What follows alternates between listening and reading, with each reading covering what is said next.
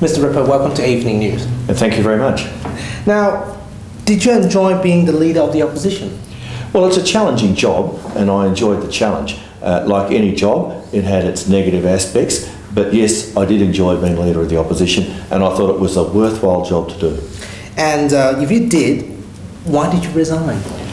Well, you have to act in the interests of the party, and sufficient of my colleagues had reached a judgment that my leadership wasn't going to succeed, and of course there was polling information which showed that no matter how hard I was working, it didn't seem to be cutting the mustard with the people of Western Australia. So I made a judgment about what was in the interests of the party.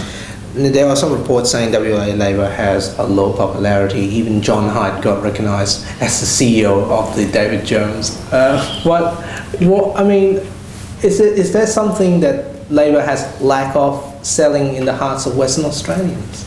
Well, I think it's a difficult period for WA Labor. Federal Labor Party has made some decisions which have been received very poorly by Western Australians. Also, of course, Colin Barnett has become expert at claiming credit for the positive things that WA Labor has achieved, that the Federal Labor has achieved. Equally, you've got the WA economy performing very well at a time when economies in other parts of the country and in other parts of the world are performing much less well. And when an economy is performing well, particularly comparatively, that tends to reflect well on the government, even if the government has nothing much to do with it. Now let's talk a little bit about your previous work. You blame Colin Barnett for putting up water, gas, electricity prices and funding to his offices. And now Julie Gillard obviously has pushed through the carbon tax on the other hand. Isn't it a little bit hypocritical for you in Labor to criticise Colin for raising all those utility prices? Well, I see the point you're making, but the fact is, with the carbon price, there will be compensation. So very shortly, people are going to receive, if they're pensioners, increases in their pension, and if they're taxpayers, reductions in their tax. There's no compensation, not a single cent, for what Colin Barnett has done. And of course, in the end, you have to charge the right price for electricity and water, but his increases have been so sudden and so savage that they've meant that many people are going backwards while the state goes forwards through a resources boom. And previous Labor government of Carpenter and Gallop basically subsidised electricity prices. Why did they do that? Well, look, what we did was keep our basket of household fees and charges increases below the rate of inflation. So every year we looked at the rate of inflation and we said our total basket of household fees and charges will not increase beyond that rate of inflation. That was a promise we made, a family pledge, and we kept the promise because we take seriously the responsibility of a state government to protect the living standards of ordinary Western Australians, in particular those that are most vulnerable.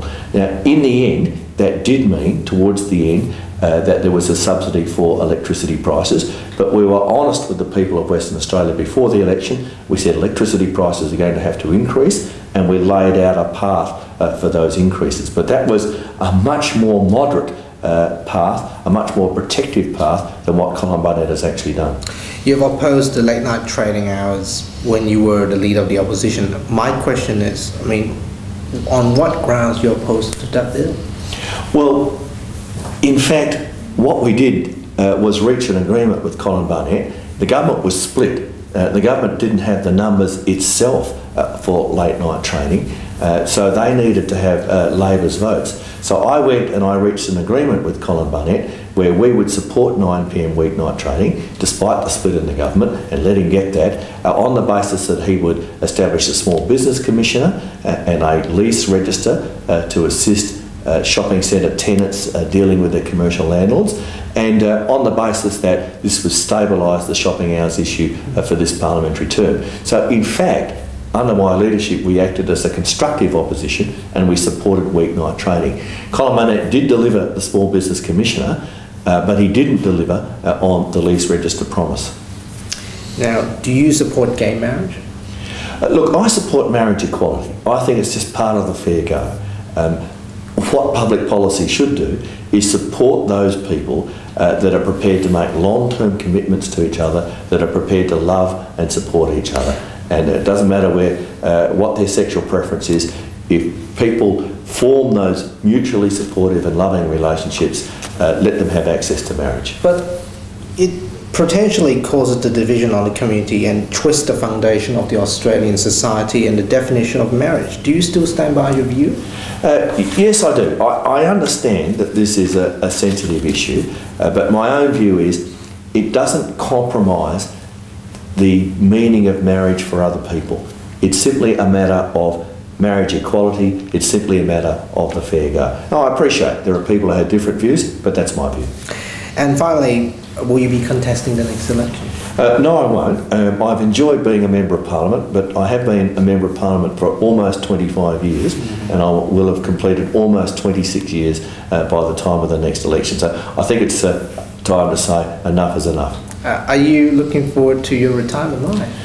Well, I'm looking forward to my post-political life. I'm reluctant to call it retirement because that implies that I'll be doing nothing. No, that's not the case. I'll be seeking other opportunities to make a contribution to West Australian society. So I'm, in my view, still young enough and vigorous enough to look for things to do outside politics rather than simply retire. And are there any regrets, finally? Oh, well, look, in any job, in any role, you do have regrets. I look back and I think I could have done that better, I could have done this better. But I certainly don't regret going into politics, and I certainly don't regret taking on the challenge of being the leader of my party. It's a great honour and a privilege to have been in politics and to have reached the position of leadership of my party. Now, it didn't work entirely as I wanted, but nevertheless, it was a worthwhile thing to have done. Eric, thank you very much. Ivan, thanks a lot.